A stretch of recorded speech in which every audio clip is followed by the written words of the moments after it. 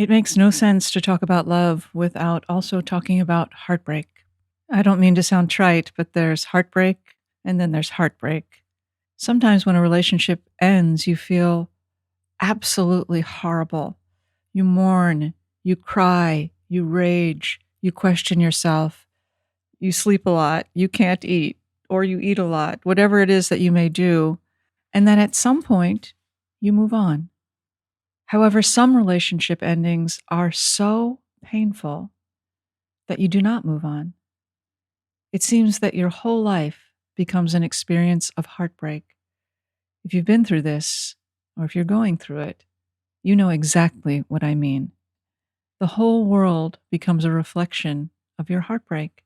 If you happen to go online to look at books about heartbreak, you find usually one of two kinds of books. The first kind says, you know what? Move on. You were too awesome. That person just didn't appreciate you. Forget about them. Have some drinks. Go out with your friends. Forget about them. They didn't deserve you anyway. That's not terrible advice, to remember that you're wonderful and that you have friends and you can still find enjoyment. The other kind of book, however, says there's something wrong with you.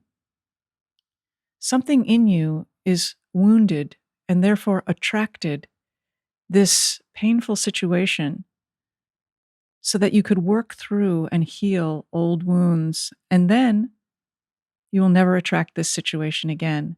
In any case, whether the advice you get says move on, be happy, be awesome, or figure out what's wrong with you so you never have to go through this again, there may be some value in both of those points of view, but they don't change the amount of pain you feel.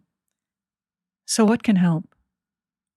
The first thing to note is that when you find yourself in a situation that you cannot game, meaning whatever you do, whatever you stop doing, no matter what strategies you employ, you cannot change how you feel.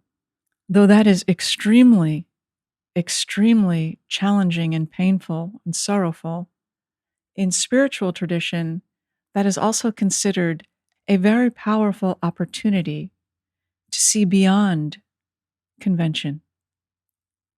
There is no place to hide. It's just you and this pain.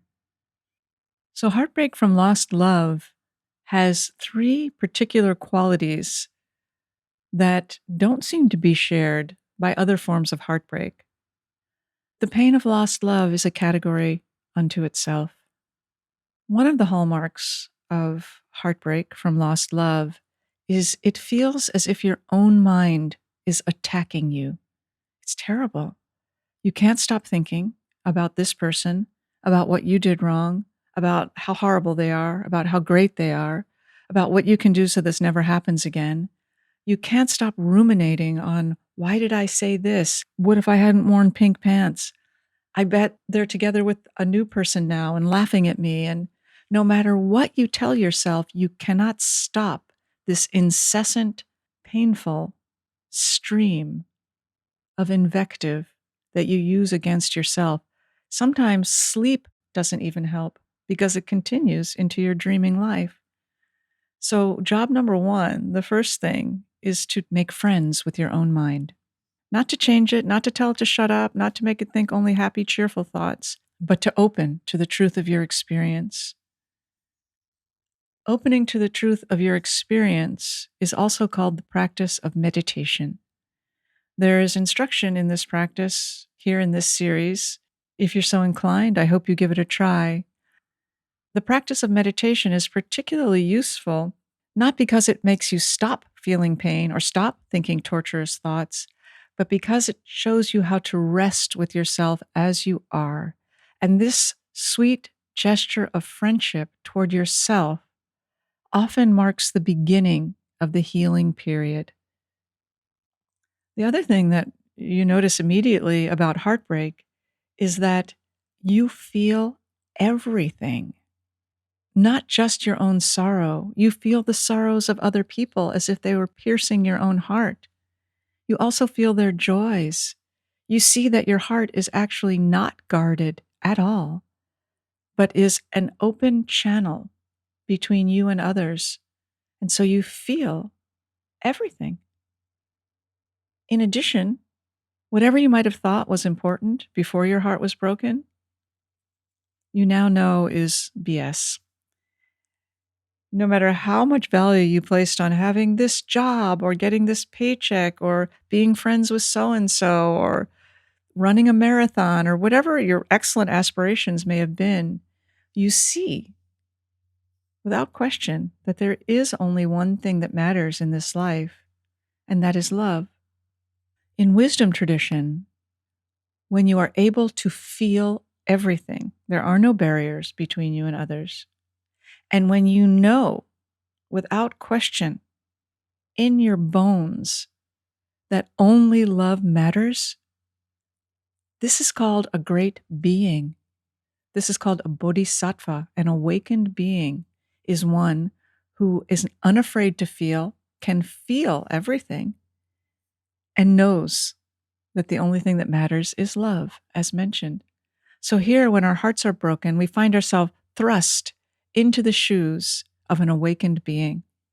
So if you've ever wondered, what goes on with the great teachers? What do they feel like? What is in their hearts? I suggest to you that what you feel in the depths of heartbreak is exactly what they also feel. However, there is a difference between you and me and them. The great teachers, the great awakened beings, have learned to stabilize their hearts in the state of openness that we as heartbroken people find ourselves in choicelessly. They somehow have made a home out of this vast openness of heart, have taken on the ability to feel everything as a symbol of courage and opportunity to be of benefit. And unlike you and me, they are not opening their hearts and closing them, opening when it feels safe and closing them when it doesn't, but they have learned to stabilize their hearts in that open state. How did they do that? Well, I don't know because I'm not one of them, but I can tell you that the practice of loving kindness that we are also exploring in this series is a potent, powerful, and direct way to establish a state of stability in a heart that is wild with passion and pain and longing and beauty. I've written and taught about heartbreak from this point of view for about 10 years now, and I've had opportunity to travel all over North America and talk about this experience of heartbreak as a spiritual practice. And there's one thing that I have learned about heartbreak through these various experiences of talking to so many people about the contents of their own heart, and it is this: love and heartbreak are absolutely the same thing. The difference is that heartbreak is love itself, unbound from an object.